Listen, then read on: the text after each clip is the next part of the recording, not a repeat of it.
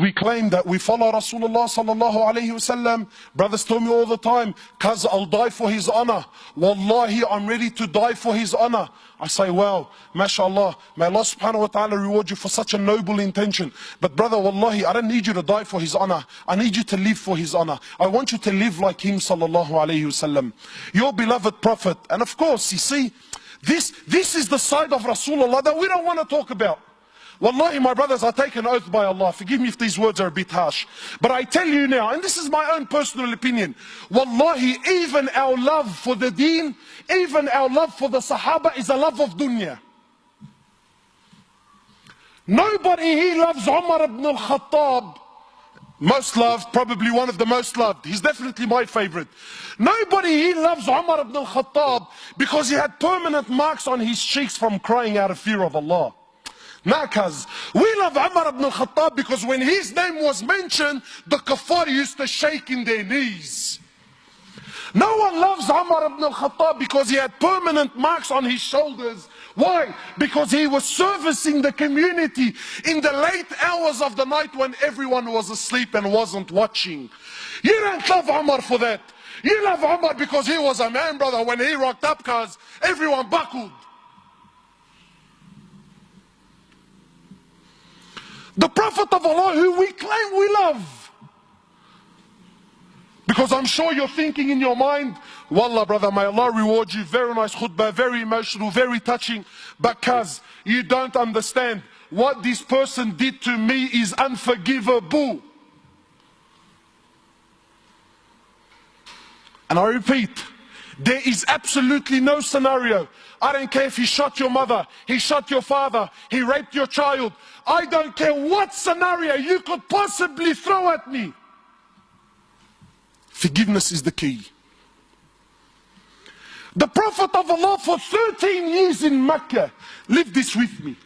13 years in Mecca, prosecuted, harmed, sworn at, spat at, had dust thrown in his face.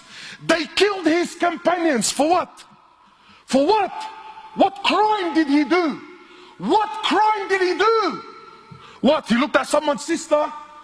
What? He didn't cough up his money at the end of the business transaction? What crime did he do? 13 years. They boycotted him and his family for 3 years.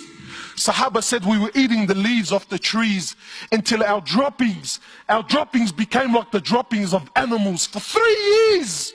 For what? What crime? They divorced his daughters. Sumayya radiallahu in front of the Prophet, publicly. I'm not telling you, Allah, you know what, that they started sending around a WhatsApp video about what. No. Publicly, live, in front of the Prophet and his companions, they grabbed Sumayya, a woman. They grabbed her publicly. They opened her legs in front of her husband and her son, and they rammed a spear into her private parts until they killed her. They exiled him from his land, Mecca. Exiled him for 18 months in Medina. 18 months he was crying. Why? Because he was missing the Kaaba so much. They stabbed his pregnant daughter. As a result, she lost her child. 8 or 6, a few months later, she ended up dying in Medina. He buried every one of his children while he was alive, except for Fatima. In Uhud, you know, it's one thing to go to war and kill. That's fine, he killed the man. In Uhud, they massacred the dead. His uncle Hamza, they cut his nose off, they cut his ears off, they ripped his liver out. Hind took a bite from his liver and spat it on the floor. Sahaba said, when the Prophet of Allah seen Hamza, we never seen him cry like he cried when he seen his uncle Hamza. In narrations, he prayed janazah for his uncle 70 times. So much hurt and so much pain. For years. And then when Fatah Makkah came, and now he comes back victorious. with an army of 10,000 companions, an army the which Arabia never seen in their lives. Men who at the drop of a word were happy to give their lives just to see him smile. He enters into the haram of Mecca, 10,000 soldiers surrounding, and those people that harmed him for years and years and years. Not Muslims. And I'm asking you to forgive your Muslim brother. God forbid I should ask you to forgive kafar. I'll be labeled on the payroll, scholar for $1. Wallahi, you mop the floor with me.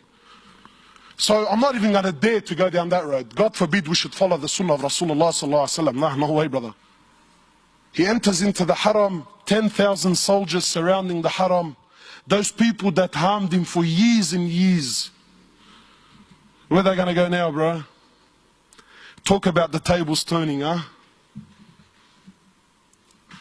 So he looks at them and he says to them, and what do you think I will do with you today? What do you think I will do today?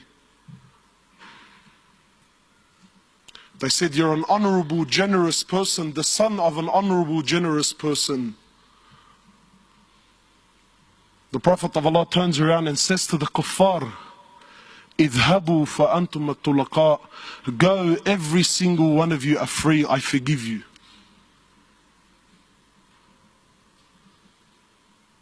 Where's this sunnah in our lives, man? Where's this deen?